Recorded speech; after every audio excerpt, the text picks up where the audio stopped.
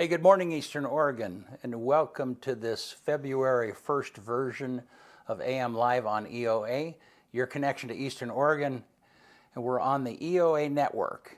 And this morning, our guest is going to be Josie Bornstedt from Fellowship of Christian Athletes, and she'll be with us here in just a little bit. How are you? Man, it's first Friday. It's the first Friday. It feels like, Cranking them I don't out. know what it feels like. We're already done with January. Yeah. We were just talking about it being almost 2024, and now we're done with January. Yeah. 1/12 of the year gone. Well, yeah, it is. And I was in El Salvador. We left the hotel at like 3 a.m. La Grande time yesterday morning and traveled 19 hours. So I'm still just dragging. Yeah. And this day is like packed. I have like, what in the world was I Well, thinking? besides for a major flood in the back room, everything was fine. Well, we had a couple parties. Well, you're out on the business credit card while you're gone. Oh, good. All right. No, everything went fine. Yeah. It was good. The show on Tuesday was good.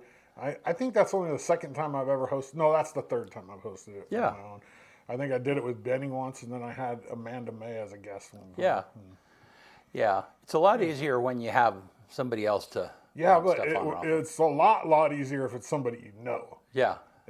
Having a new person yeah. was kind of intimidating. You know what I mean? Yeah, Like, yeah. I didn't even. That was the first time I ever met her in my life. Was right there. Yeah. Well, and I still haven't. We've talked on the phone. It was easier with like Benny or Amanda because I already knew them, but we got through it. It was good. It wasn't bad. Good. No problems at all. It was fun. Yeah. I don't mind it. I can hold it down when you're. And the weather's been pretty warm here, right? Yeah. I mean, not too bad. No. Man, we got off the plane in El Salvador, and it was 80 degrees, 80% humidity. Oh. Yeah, it was that. It was miserable at first. Thankfully, it cooled down pretty quickly. It cooled down. I mean, it wasn't quite that hot. It was in the 70s and stuff, but Not horrible then. well, it was too warm to wear regular pants, And I so, ought to have been wearing shorts the whole time. yeah. I mean, if you're in South America, you're in shorts. Well, here's what's funny is there's not the guys mostly only wear pants. I mean, if you're on the beach. You're a gringo, though. They know. Yeah, I know. You're a tourist. Yeah, we could. Like gringos should wear shorts. I had the tourists look all over me. Oh yeah, they know for sure. And there's no doubt. No, but super interesting. In fact, next Thursday we're going to have a show about the trip that I went on, and we're going to have a couple of the guys. It was I call it a compassionate literacy Rotary trip because I went because of the local Rotary, and we scholarship some kids to help them get through their high school education, kids in rural areas, and so next Thursday we're going to have Joe Meyer from Valley Insurance. He'll be on the show, and then the two guys, both of them from the Chicago area, who started this thing 20 years ago. So it's super interesting. Yeah. So we'll have a remote and an in studio. Yeah. Yeah. So it'll be interesting to see how that a little bit of a technical hurdle for us. Cool. But yeah. Exciting. Yeah. Good trip. Yeah. So, you want to do sports? Let's do it. All right.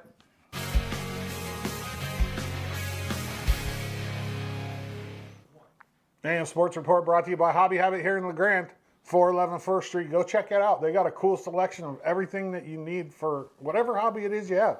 Hobby Habit, just for the fun of it.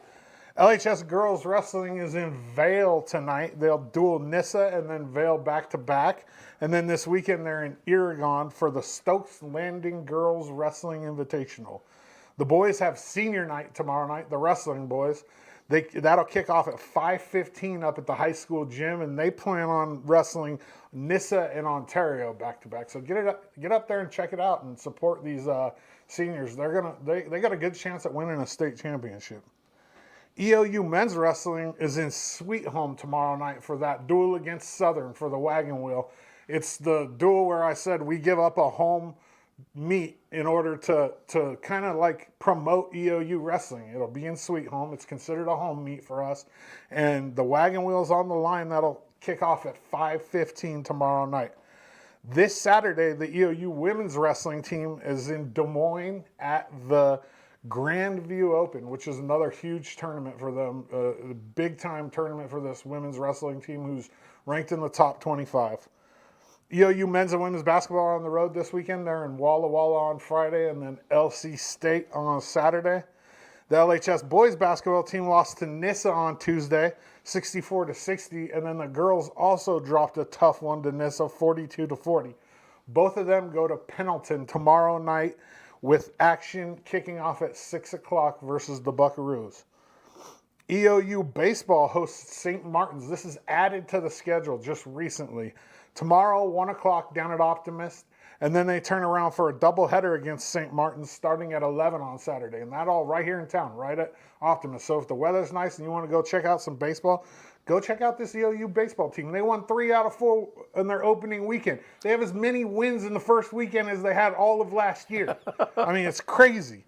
EOU softball kicks off their season tomorrow against Shasta down in California. That'll be a scrimmage, but they're going to get that game in before they have games against Simpson.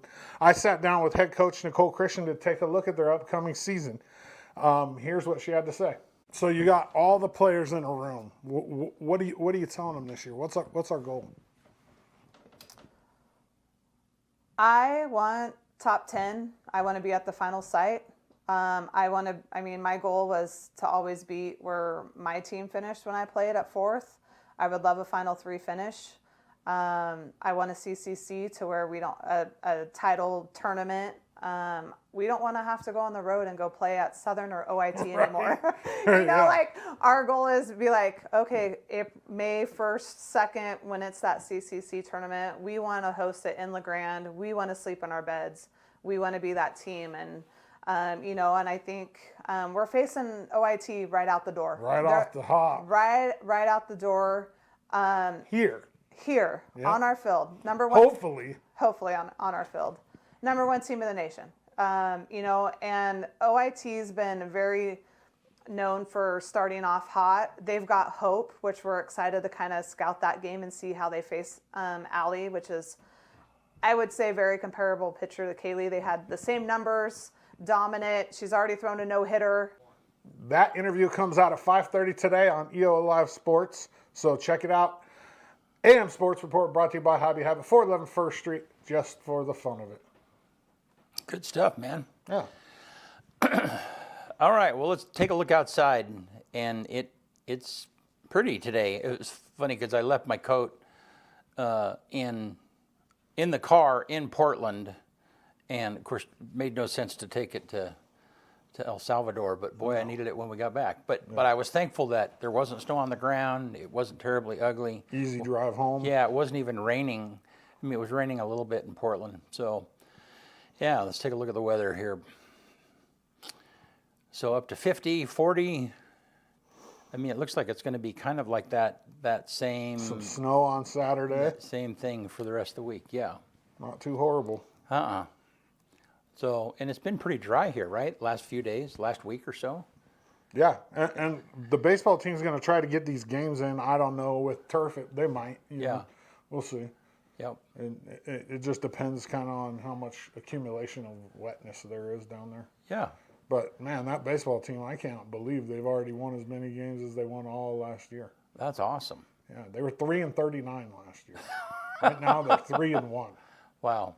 Yeah, I'm going to have their head coach on the sports show next week to preview his season and a couple of the players, and we'll talk about what they have coming up. Oh, good. The baseball team. Yeah. Hopefully they've got things, they're getting things kind of turned around. I think they kind of are. I think. Yeah. Yeah. I mean, this is Kyle's second year as the. I mean, he started last year like 3 games into the season, so he's just handed a team. Right. You know what I mean? At least now he's had some time to get some of his own recruits and kind of establish a presence. So we'll see how it goes this year. All right. Good. Good deal. All righty. Well, here in just a minute, we're going to have Josie Bornstedt from Fellowship of Christian Athletes here with us right after this.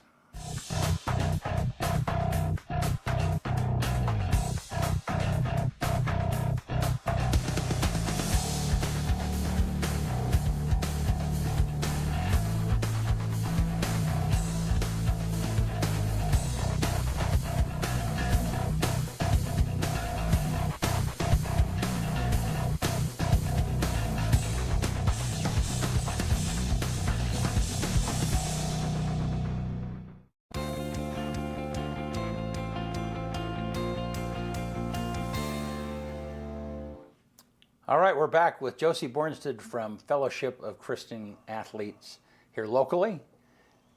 Nice to meet you. How are you doing today? Doing really well. Nice to meet you guys too. Yeah. I'm We've excited to met be here. before. Yeah.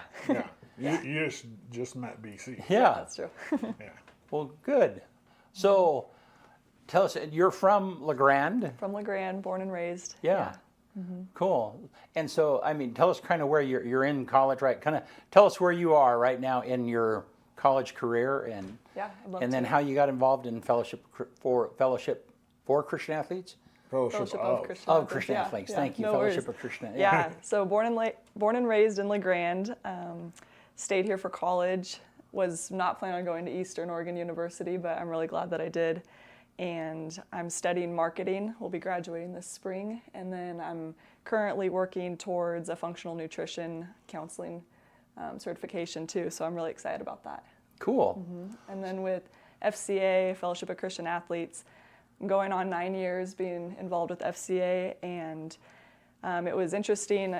I believe it was either my 7th or 8th grade year in middle school, Clell Carson was like, hey, you need to go to the high school and plug into their FCA group. And so I did that. I believe it was Billy Carroll was leading it at that point. And so I went a few times, and it was early in the morning. And yeah, Clell even gave me some rides, you know. He's always wanting to support people and invest in students. So I really appreciated that. And I didn't go at all my freshman year in high school. But then they switched it to lunch, and it was just more convenient to go. So we went and just had opportunities to lead there. And then after that, I was like, all right, I'm going to college. Didn't think that I would continue with FCA. Didn't know what that would look like. But I was encouraged by people like Clell and Matt Wolcott and others to start up an FCA at the college level. And so since Eastern didn't have one currently, I believe they had one in the past, maybe like 7 to 10 years ago. Yeah, so I decided to get with some friends, and we started it. And I believe the first meeting there was only 4 girls, and then now we have like anywhere from 35 to 60. It fluctuates, but it's been really neat seeing just different athletes and students come in, and we just get to have an opportunity to encounter the Lord and grow and share just this hope for this generation. Yeah. That's awesome. Yeah. No, that's cool. And so when do you guys meet, and how often again? I'm sorry, you meet, yeah. And do you meet early in the morning? Do you meet early? Yeah. Yeah, so we actually, for the college group, we meet at 7 p.m. Wednesdays. And yeah, dinner's provided, and it's at Grand Reach. We're praying as a leadership team about moving it on campus. I think there's a lot more people that would be able to come, but currently we're meeting at the Grand Reach building in Island City. Okay. Well, very cool. Yeah. So marketing, let's pivot back there for a minute. So then is Sherry Carpenter one of your, Yeah. and Sherry's a good friend of mine and Yeah, she's great. a brilliant at what she does. Absolutely. Yeah. She makes marketing fun. It's about serving the need and helping Right. people, you know. Yeah. And I love that just because like my heart personally is to help people. I love, you know, sharing services and stuff that work for people. So Yeah. I'm excited to see where that goes. But yeah, she's just been a really big voice of encouragement in the marketing area and just in life in general too. Yeah. Yeah. Good. And then what was the other part of your career that the counseling? I mean, talk about that a little bit. Yeah, I'm really excited. This kind of came about just a few weeks ago. The program started last week, and it's functional nutrition counseling. And so just talking about like root cause and how to basically like there's a difference between regular nutrition and functional nutrition in that regular nutrition talks about like the macros and like how food interacts with the body, which is important, but functional nutrition is more like root cause and how things interact like as a whole body, like the whole body system. And I'm just super passionate about that, you know, and there's an analogy about like a river and a stream, and you don't want to just target things downriver, you want to get upstream, because if you just target things downriver, the water's going to keep coming, and ultimately, like I want people to have, you know, the best health, so I'm excited to become more educated in that area and help people. Very cool. Let's explain more about like what FCA is. Like what's the purpose of it? Why do you meet? Yeah, so FCA, our heart is to bring every athlete and coach into a growing relationship with Jesus Christ and His church. And we do that just by, connecting as a college group, connecting with people on all backgrounds. Everyone's welcome. You don't even have to be an athlete. You don't have to know anything about Jesus to come. But we love just getting in the Word. We have amazing musicians. We sing worship songs to God. And I think it's really been interesting seeing different people come through and how people have grown in their faith. And there's some people that come with some heavy baggage, and even just like people struggling with suicide or addiction or you name it, like we're there to walk with people and to just encourage, like I talked about, this generation, because, if we don't be intentional, with the people around us, I think that can have an impact for better or worse, for the world. And so, we just want to provide a space for people to come, feel have a place to have belonging and purpose. And then, do you feed people? We do, That's always part of it. Food is good. Yeah. Food is good. We have dinner, and that's been really sweet too. We're just so appreciative of people in the community willing to provide meals. It's been awesome. What about you sports-wise? What sports did you play in high school? So I did soccer in high school, and then 1 year of track.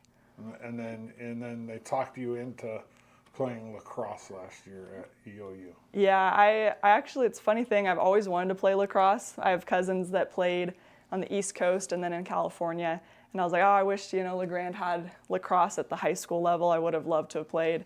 But I didn't realize that later on down the road, my freshman year, I believe, is when they started the program. And I was like, oh, that's interesting. And then another year went by, and I saw just another girl play that hadn't played before. And I was like, next year I'm gonna do it. And so I did it. Yeah, well, how was it? Like, what did you think of it? It was good. It was definitely a growing experience. I'm trying to be open-minded and be like, if I didn't grow up doing it, I can still learn, and definitely a challenge, but I'm very grateful I did it. And you said earlier that you don't have to be an athlete to go to FCA. You continue, even though you're not playing anymore. Absolutely, You're going to continue to be a part of this FCA thing? Absolutely, yeah. Now, do you know about the history of FCA at all? Like, can you give us like a background of where it comes from and kind of how it started? So I believe it's like in the middle spot of the United States. There was a guy that just had it on his heart to use the platform of sports as a ministry and to do life with people in the sports realm. And so, just one man that got together with other people, and now it's international. It blew up, and it's not just a high school thing. It's middle school, high school, all levels of college. Absolutely. For FCA, what was like your journey through it? What's been your biggest struggle? Just getting people there, or? I would say, like, biggest struggle with. Like running, like getting it started up. I mean, you've been there since the beginning at UAU. Yeah, so it was challenging starting it up because we just didn't have a lot of opportunity to be on campus my freshman year, just with everything being shut down and remote.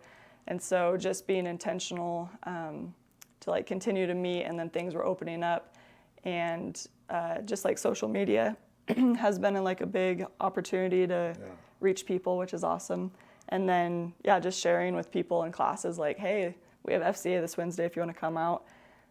So give me like an idea of what a typical Wednesday looks like.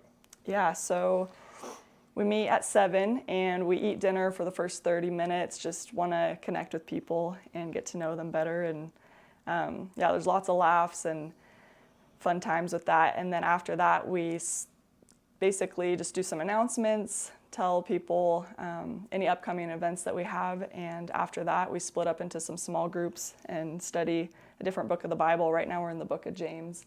And after that, sometimes we play a game, or sometimes we spend time in worship, and people are welcome to stay as long as they want, or if they need to head out, we respect that too. What kind of events do you have throughout the year? So a big event in the fall that we have annually is Fields of Faith, and so it's an opportunity for students to gather on campus and be united and just praying for God's vision for the school year, and just being intentional to be there for one another and let people know that there's an opportunity to grow in their faith. What do you think the biggest benefit of being a member of FCA is, especially as a college student. Yeah, I'd say as a college student, like we're as people, like we're trying to find a space of purpose and we're trying to find a space of belonging and to have an opportunity to connect and grow, not only like physically, emotionally, but like spiritually too. I think all of those things in health are intertwined and so I think just having a space is really important for people that are interested in wanting to grow in their faith. Especially a space where there's not judgment at that Absolutely. age. Like it's, I remember myself at that age, and it's almost like doing middle school over again. It's really awkward. You don't know where you belong yet, especially if you're a freshman. And even athletes, even if you're part of a team, you still have true, that weird, like I'm a freshman. There's guys that are 4 years older than me, or girls, and just finding a place where you can kind of be yourself is really hard at the college level. FCA sounds like a place where that can kind of happen, right? Absolutely. So for sports-wise, for you, are you done completely? I believe so, yeah. Yeah, no. Unless there's a curveball coming, I don't know. Do you wish that you would have stayed with lacrosse or no? I do miss it for sure, but there's just a lot of things that I want to pursue this year, and I want to be able to give like all of my energy into the areas that I want and not be cut short in some spaces. But I do miss it, yeah. What did you like about like a brand new sport? Like we don't see it a lot here in Eastern Oregon, obviously. yeah. So what was your favorite part about it? I love just connecting with the team. I'm definitely a person who really values the team aspect of things. Like competition and winning is fun too, but I really enjoyed the team aspect. And it was just awesome to see like where we were at the beginning of the season and how we grew, even though like we didn't have a crazy successful, like statistically with our stats and everything. But to like see where we were and to have a coach, and then, to see where it is now, having more consistency is good. Yeah. So if I was a college student and I'm on the edge of, like maybe coming to an FCA meeting, what would you tell me? Yeah.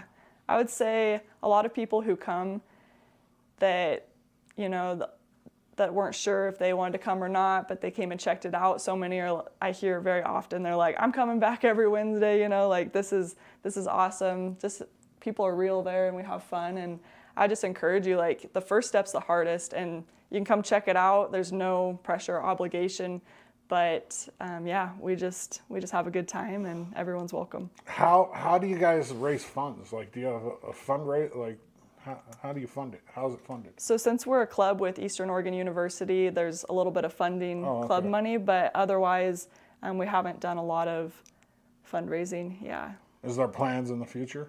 We're working towards things, yeah. Like growth a little bit? Nice, good.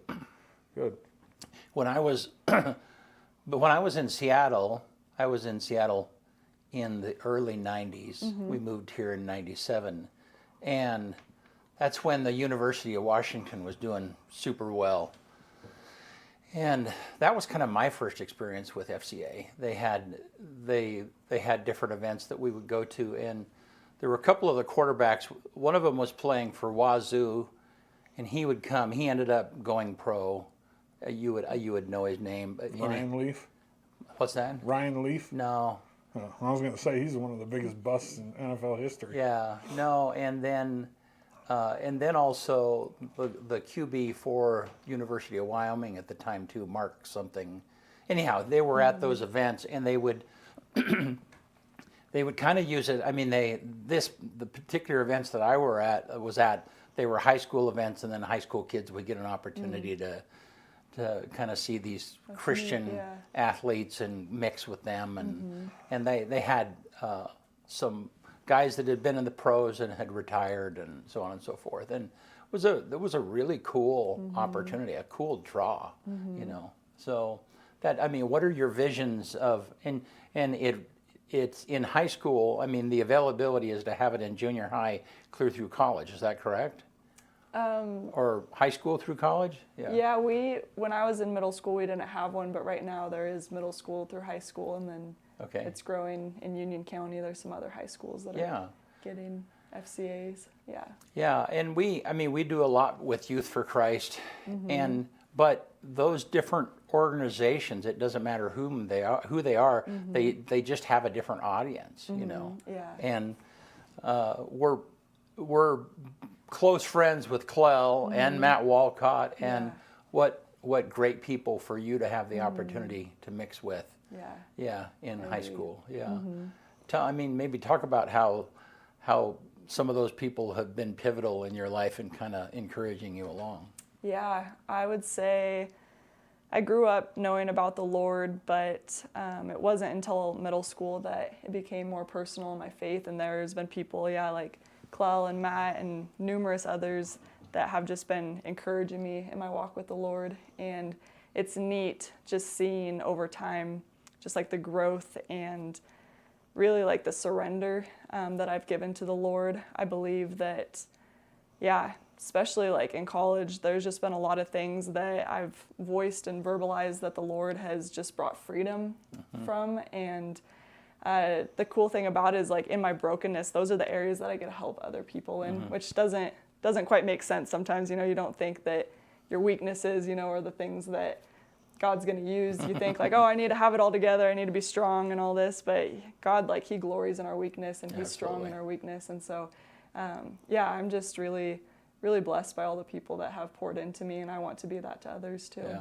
that is awesome. Yeah. Now, both Matt and Clell, though, coach boys sports. Yeah. Yeah. So how did you happen to mix with them? Wolcott coaches girls too. Oh, does he? He's the track and field coach. Oh, okay. Yeah. Yeah, so I am good family friends with Clell, but I also helped with the high school wrestling team. I was one of their stat girls. Yeah. And so, I just got to spend a lot of time with Clell, and it was good. No, it's funny because Amanda May and Michaela and Kelsey, Michaela and Kelsey are my daughters, and they were stat girls. That was kind of how they originally connected with Clell. Yeah. So that's he's been pivotal, and he was just awarded, what was that award? The national National Coach of the Year. Yeah. NFHS. Yeah. Which is that is awesome. Pretty big time. So what do you have any big, you are clearly sensitive and you're listening to God.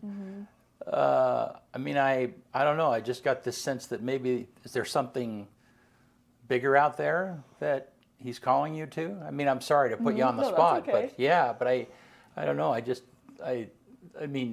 sometimes, the things that you're talking about are things that come with some struggles, and it takes a while of some people to get to that position, but it's in that place where they can really be used. That's true. Is there something that maybe you feel God's calling you to that's beyond your education? Yeah, I definitely have a heart for missions. Like, I went to Africa this last summer, and so I think there's opportunities like organizations like YWAM that I'm looking into.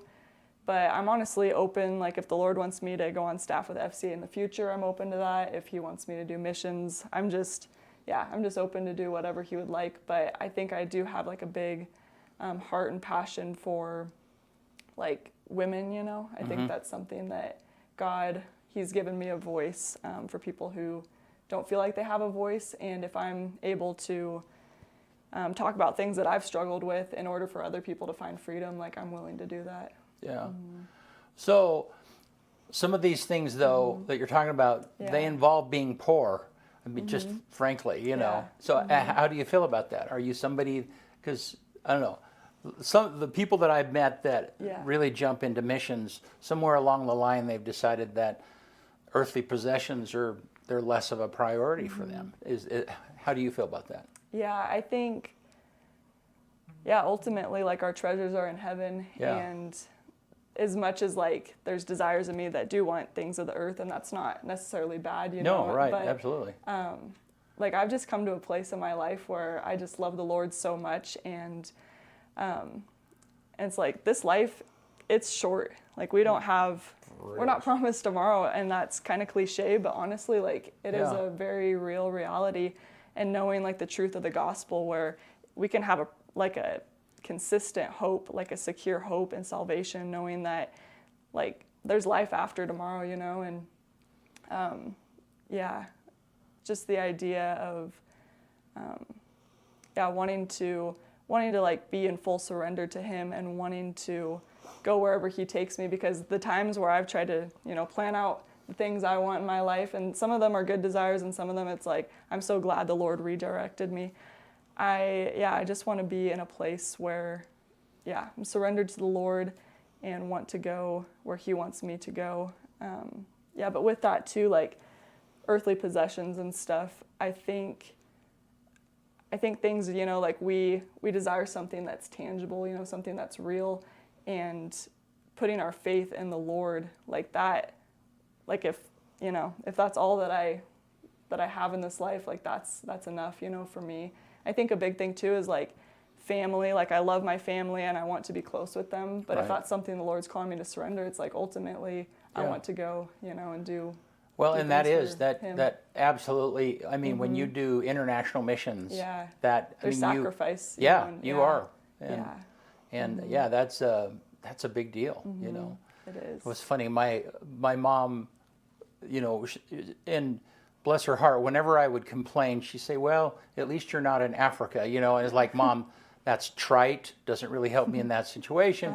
But her point is whatever I was dealing with, at least I wasn't dealing with something that's far worse. I mean, then that's kind of, I'm still kind of trying to get my head around that space right now, because in Ecuador, or not in El Salvador, there just is, there's just poverty. I mean, the city itself where we were at, beautiful hotel, and everything is beautiful, but just 50 miles away, it's just poverty, and it was. When you're in those spaces with those people, Yeah. like you can hear stories, but like when you're with them, Yeah. you recognize like there's something more there, like there's a need, Right. and you want to help, Yeah, and so it's. Anyhow, I'm not sure where I was going with that, except that it's that those are kind of some of the realities that you kind of adapt. So this is a tougher question. Yeah. Okay. So I have. So, I mean, in the Christian church right now, and the evangelical church is going through some changes and shifts. I mean, it's complicated. Part of that is politics that's kind of being injected into that, and so. How have you dealt with, because and then you mix college, university students, and they're exploring their minds and they're kind of going in different directions.